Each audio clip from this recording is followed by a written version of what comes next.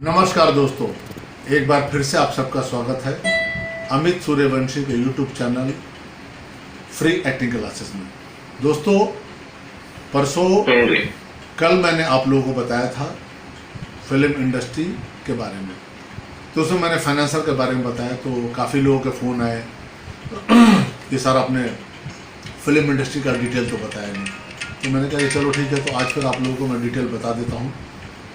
तो भारतीय सिनेमा के इतिहास में साल 1913 में रिलीज हुई फिल्म राजा हरिश्चंद्र को देश की पहली फिल्म कहा जाता है, जिसे दादा साहब फाल्के ने बनाया था। दादा साहब फाल्के साहब को फिल्मों का जनक, फादर ऑफ इंडियन सिनेमा कहा जाता है।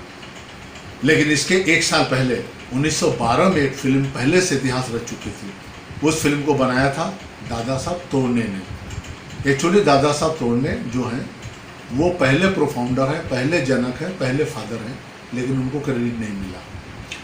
फिल्म बनी जरूर, लेकिन इतिहास में न इसको पहली फिल्म का नाम दिया गया, न माना गया, न बनाने वाले दादा साहब तोरणे को फिल्मों का जनक कहा गया। वजह सिर्फ इतनी रही कि उन्होंने अपनी इस फिल्म में बहुत सारे विदेशियों की मदद दी थी। उन्हें क्रेडिट दिलाने की पहली फिल्म आने के 100 साल बाद शुरू की गई, लेकिन नतीजा उनके पक्ष में नहीं रहा।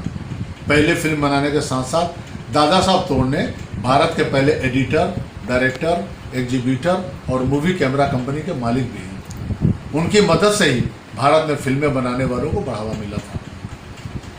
कम उम्र में उनकी बचपन जो है बहुत तकलीफ़ों में गुजरी थी।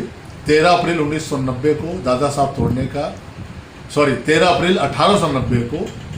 तोरणे का जन्म आज से ठीक 137 साल पहले मुंबई के करीब बसे मालवन गांव में हुआ था। महज 3 साल के थे जब अचानक उनके पिताजी का देहांत हो गया। पिताजी के मौत के बाद रिश्तेदारों ने उनकी माँ को और उनके दादाजी को घर से निकाल दिया। अब रहने का ठिकाना नहीं था, कमाई का कोई जरिया नहीं था। ऐसे में उनका परिवार दर ठोकरें खाता रहा।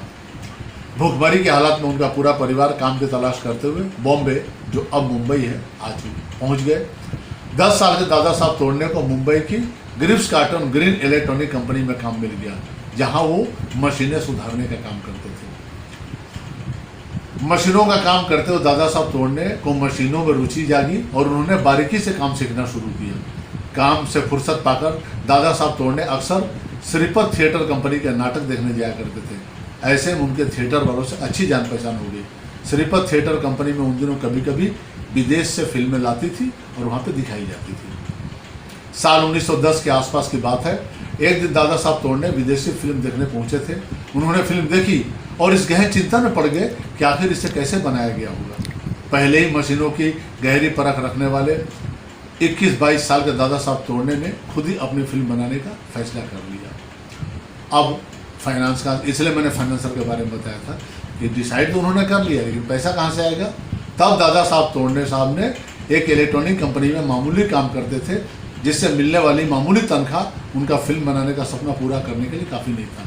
जब आर्थिक मदद की ज़रूरत पड़ी तो दादा साहब तोरणे ने अपने दोस्त मिस्टर नाना साहब चित्रे से मदद मांगी, जो उसी थिएटर कंपनी के फाइनेंसर भी थे। नाना साहब चित्रे ने विदेश से फिल्में मंगवाते थे और भारत में दिखाते थे।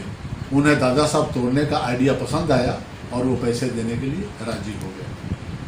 तो आपको बताऊँ कि पहला कैमरा जो हमारे इस देश में पहुँचा था, उसकी कीमत थी 1000 रुपये। 1000 रुपये में कैमरा विदेश से हमारे देश में पहुंचा, दादा साहब तोरणे और चित्रे साहब की मदद से, उनके पैसे से और दादा साहब तोरणे की मेहनत से। उसके बाद आगे क्या हुआ मैं आप लोगों को कल बताऊंगा।